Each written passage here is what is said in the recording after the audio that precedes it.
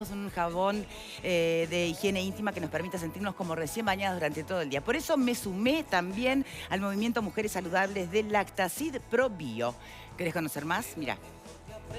Hoy las mujeres tenemos miles de actividades. Trabajamos muchas horas, hacemos deporte, tenemos vida social y nuestras familias. Por eso necesitamos protección íntima a las 24 horas, para sentirnos más frescas y como recién bañadas durante todo el día. Yo me sumé al movimiento Mujeres Saludables. Ya voy 10 días de uso y me siento mucho más fresca. Sumate vos también. Probá Lactacid Pro Bio durante 30 días. Creá el hábito y sentí la diferencia. Visita nuestro Facebook, Lactacid Uruguay, y conocé más sobre este movimiento. Lactacid, la marca recomendada por ginecólogos. Entonces, vicepresidente de ALASU, la pregunta estaba hecha y la respondías en este bloque. ¿Qué pasa con ese tercer avión? El tercer avión. Nosotros, antes de empezar a volar, lo hicimos primero, evidentemente, con el Ejecutivo. Comunicamos al Ejecutivo el problema que íbamos a tener por los meses de mayo, abril, que era un problema económico, justamente por el tiempo que llevó en exceso la certificación por parte de la Autoridad Aeronáutica uruguaya. Eso hizo que, evidentemente, se invirtiera más en la preoperativa de lo previsto en el plan de negocio y quedáramos con mucha menos espalda como para poder enfrentar cualquier mes de pérdida que tiene que ver con el inicio de las operativas, el inicio de una nueva ruta, el inicio de una compañía aérea. La utilización, digamos, de la capacidad la cantidad de pasajeros que hoy podrían utilizar el servicio, ¿3 aviones es demasiado? Claro, no por la cantidad de pasajeros, porque eso por suerte superó lo previsto, la cantidad de pasajeros. El tema es que nosotros no podemos seguir desarrollando el plan de negocios por ahora, como para abrir la ruta a San Pablo, a Santiago de Chile y así completar el plan de negocios, que era para lo que estaba previsto los 3 aviones.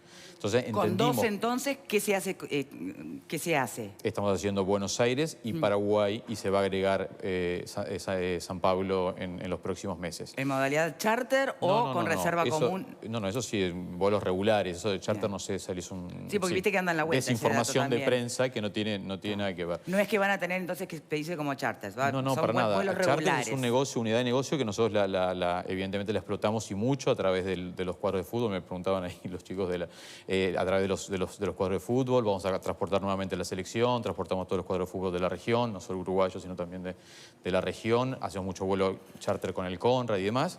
Pero es una unidad de negocio que está aparte de los vuelos regulares. Con los 2 aviones hacemos eso. Lo que sí creímos conveniente fue negociar con el lessor la devolución de un avión, porque evidentemente con esta malla de vuelo el tercero no era necesario. Entonces el estar pagando todos los meses un arrendamiento, una reserva de mantenimiento, sin tener necesidad de usarlo, y a su vez a este avión en particular, por eso la negociación fue muy buena para la empresa y fortaleció el proyecto, tenía un mantenimiento entre unos meses importante que nosotros evitamos. Entonces todos esos... Fue prudencia. Fue prudencia, fue cautela y evidentemente fue fortalecer lo que es el plan de negocios. Por eso se devuelve un avión. Bien, ¿te puedo leer algunos mensajes de la gente sí, que de alguna manera puede también estar cargado de desinformación o, por el contrario, ser más ácidos, ¿no? Todos quisiéramos que ALASU prosperara, pero lo cuestionable es que sea el Estado el que deba prestarle el dinero sin tener un plazo para devolverlo. Y es injusto que si a alguien le dan un seguro de paro por 6 meses, a otro se lo den por años. No es que esté mal, es injusto. Contesto rápidamente. El préstamo de la línea de crédito del Fondes tiene fecha de pago, se empieza a pagar el primero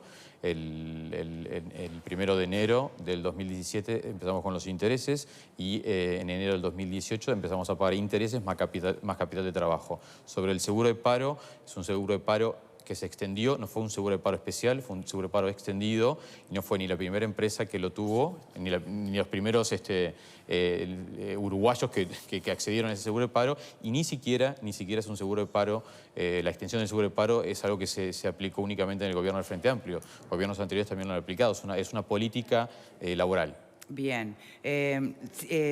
Lamento si ALASU no funciona, pero hay prioridades mucho más importantes, Hospital de Clínicas, Pirineo del Campo, Pilar de Bo, etc. Contesto rápido eso también, Victoria, permiso, perdón que estoy de acuerdo con eso, evidentemente. El Uruguay tiene prioridades y por ahí la línea aérea queda en un segundo lugar. Ahora, la plata del Fondes, que es con la que se financia la compañía no puede estar destinada ni a hospitales, ni a cárceles, ni a la educación. Eso tiene que quedar claro a los uruguayos, porque podemos debatir si el fondo es sí, si el fondo es no, si la ley está bien, si está mal, si tenemos que pagar o no. Ahora, creer que esa plata se podría haber usado o se puede usar para este tipo de prioridades de las cuales yo comparto, Eso tiene que ver con la ley de presupuestos, es desinformación. es otra cosa. Es desinformación, porque esa plata no se puede usar. En todo caso, habrá que dejar de lado la ley del FONDES y destinar esa plata para ese tipo de cosas. Bien.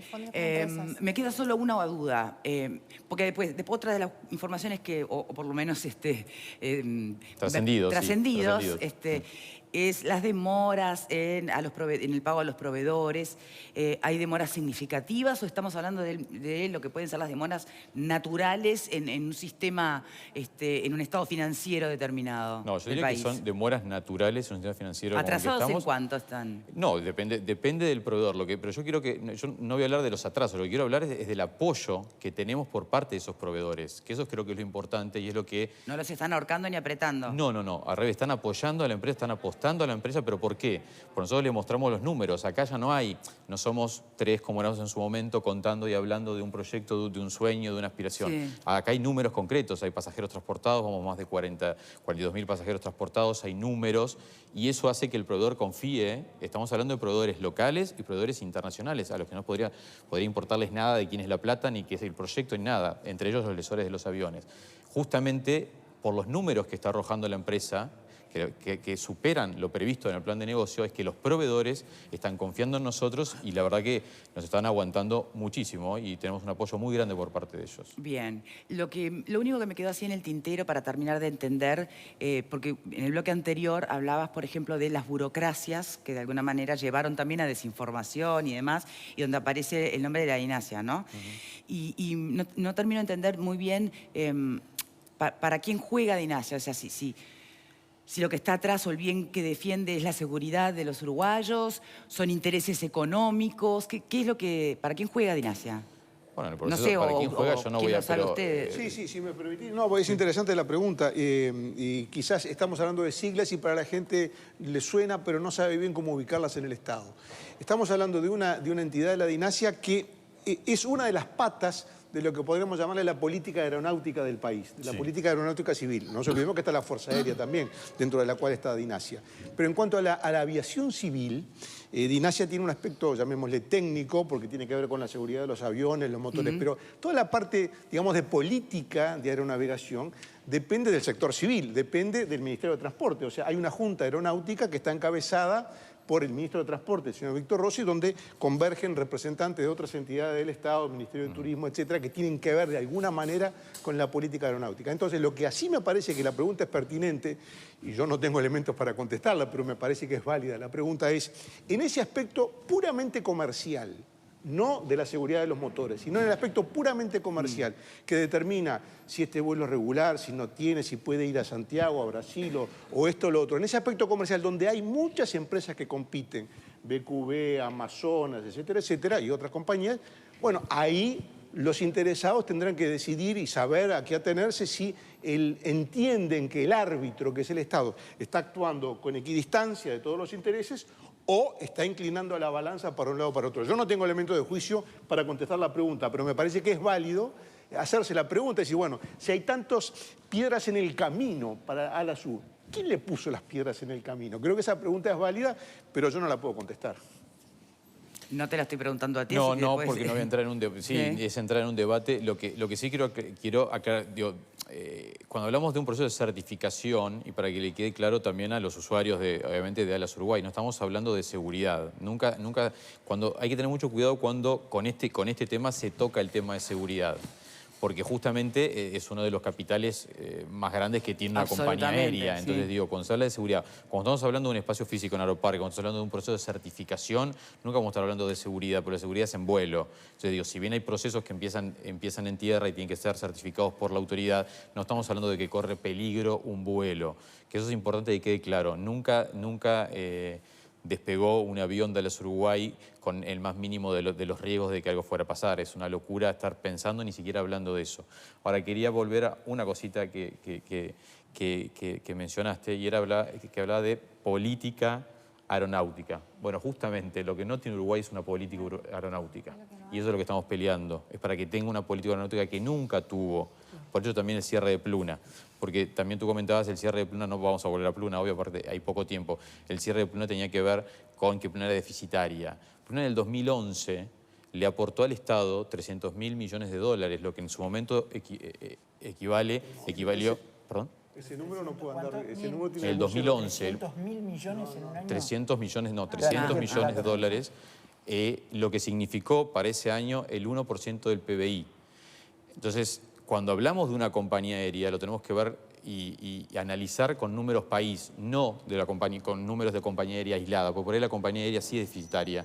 Sí, pero esa cifra que vos decís, en realidad es una cifra después de descontadas las deudas y todo lo demás. Absolutamente, le queda al Estado. ¿Limpio? Limpio. ¿Fue superavitaria en 300 millones de dólares? No, le aportó al Estado, que es distinto. Después en el balance interno es otra cosa. El balance interno es otra cosa, lo que hay que ver y lo que tenemos que definir a través de una política. Ese aporte va todo, el dinero que viene traen los turistas, yo qué sé, la operativa terrestre. Bueno, pero es una cosa mucho más amplia. Pero estamos hablando de que cuando se cuestiona si Uruguay tiene que tener una compañía aérea o no, más allá de que ahora que la dieron sigamos para adelante, cuando se cuestiona lo otro, también hay que cuestionarlo desde ese lugar, no de ver si la compañía aérea únicamente es... Pluna no se cuestionaba por eso.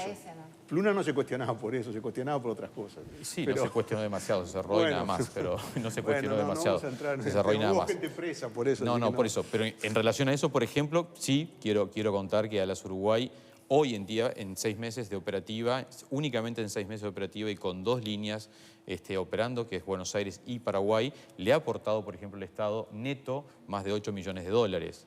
Y estamos hablando que tenemos que pagar un préstamo de 15. Digo, para que la gente maneje esas cifras. Transportamos 42.000 pasajeros, le hemos aportado a través de turismo 4 millones, se aporta a través de IRPS, BPS, Banco de Seguro, ANCAP, bueno, y demás, más de 3 millones y pico de dólares. Estamos hablando que ya se le ha volcado al Estado 8 millones de dólares. Entonces, está bien, debemos 15. Todavía no hay ninguna cuota vencida, también hay que aclararlo. Y se empiezan a pagar los intereses en enero recién los intereses del 2017 y 2018 intereses más capital. Nicolás, muchas gracias por esta puesta a punto. En nombre de Alasú, me gustaría, antes de pedir la votación, bueno, algún comentario sobre la pregunta concreta que hacemos a todos, que excede a Alasú, es bastante más amplia, ¿no? ¿Qué opinás de la pregunta? Alasú jamás podría ser cooperativa, porque no pueden asumir algún tipo de reclamación. Entonces creo que eso no. Ahora, en cuanto a qué es viable el esfuerzo cooperativo, yo pienso que sí, en tanto en que la gente se mentalice lo que implica una cooperativa. Que ya no es que hay un patrón que paga el sueldo, sino que todos tenemos que trabajar para conseguir un fin que a los uruguayos nos cuesta mucho. Al margen de eso, creo que con Alasú mantengo lo que dije. Ya que le dieron el préstamo, déjenlos trabajar. No, es una empresa muy particular en el sentido de que las empresas en el mundo capitalista responden a sus accionistas. O sea, si algo anda mal, un gerente, un director, en fin, si tiene que explicar a la junta de accionistas y seguramente si no hizo las cosas bien, pierde el empleo. En este caso, el capital no pertenece a privados, pertenece al Estado y eso le da un sesgo muy particular a esta empresa y por eso, entre otras cosas, yo creo que se justifica que se mire con tanta atención.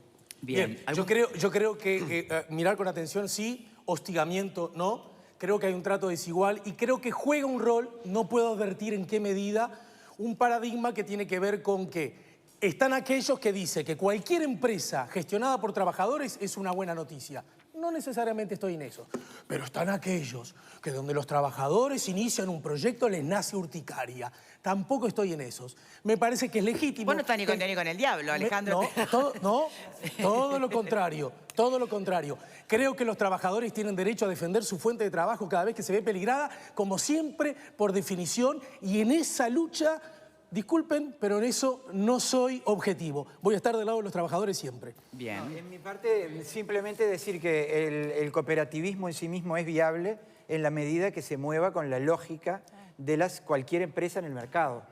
Si la empresa cooperativa es eficiente y logra tener utilidades y logra satisfacer necesidades del mercado, entonces está fantástico. ¿Estás de acuerdo con eso, Nicolás? Lo que no puede ocurrir es que el Estado esté todo el tiempo salvando desde bancos hasta pequeñas cooperativas. No puede ser más. El Estado uruguayo ha salvado más a capitalistas que a trabajadores.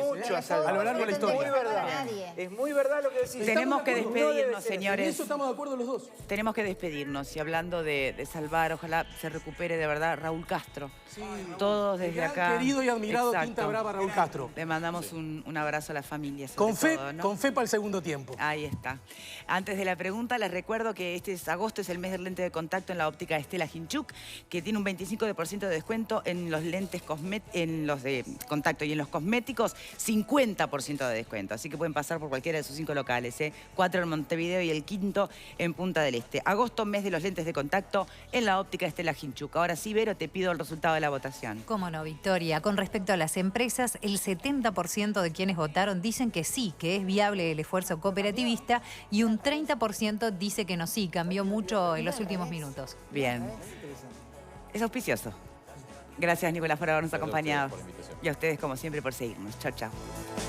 Las amapolas